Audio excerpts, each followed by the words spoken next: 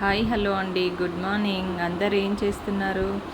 ఇవాళ మీ బ్రేక్ఫాస్ట్ ఏంటండి మీ ఇంట్లో? మా ఇంట్లో అయితే ఇవాళ మరమరాలు ఉప్మా అండి. అంటే ఒగ్గాని అంటారు కదా, రాయలసీమ స్పెషల్. అది చేస్తున్నాను. నేనైతే ఫస్ట్ ఆయిల్ వేసి జీలకర్ర,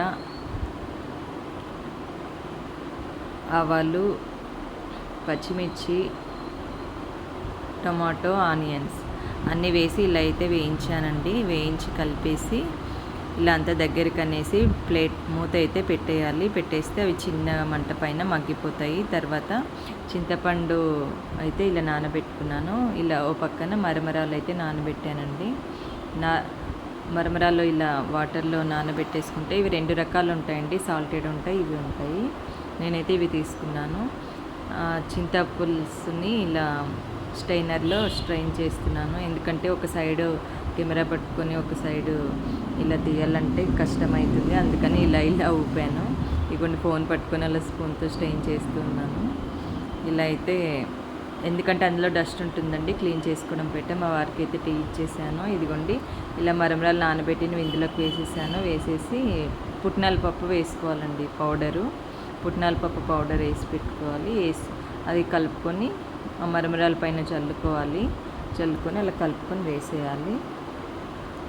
ఇంకోండి మా అమ్మాయికి ట్యూషన్ టైం అవుతుంది, తనకైతే పెట్టిచ్చేసాను తినడానికి. ఆ మరమరాలు వాటర్ అయితే నేను షింక్లో పడేయనండి, మొక్కలకి వేస్తాను నానబెట్టిన వాటరు. ఇదిగోండి మా అమ్మాయికి అయితే పెట్టిచ్చేసాను టిఫిన్. ఇది పౌడర్ అండి, చిట్లం పొడి అంటారు. అది నెక్స్ట్ టైం నేను చేసినప్పుడు ఆ వీడియో చూపిస్తాను ఎలా చేయాలని. అలానే ట్యూషన్లో ఒక అబ్బాయికి చాలా ఇష్టం అండి ఇది. మా అక్క వాళ్ళ అబ్బాయి ఉంటాడనమాట, ఆ అబ్బాయికి ఇచ్చాను బాక్స్లో పెట్టి. ఇవ్వండి వాటర్ అయితే మొక్కలకి అయితే వేసిస్తున్నాను నేను. ఇలా మనం పప్పులు కడిగినవి ఏవైనా కానీ రైస్ కడిగినవి ఏవైనా వాటరు వేస్ట్ చేయకుండా ఇలా మొక్కలకి వేస్తే వాటికి కూడా మంచి ప్రోటీన్ అనేది అందుతుందండి.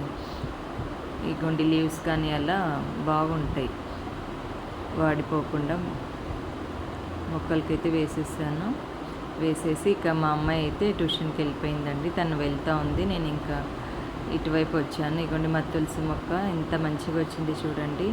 ఇలా రావాలంటే పైన విత్తనాలు అనేది రానియద్దండి, చిన్న పూతలాగా రాగానే కట్ చేస్తూ ఉండాలి మనం.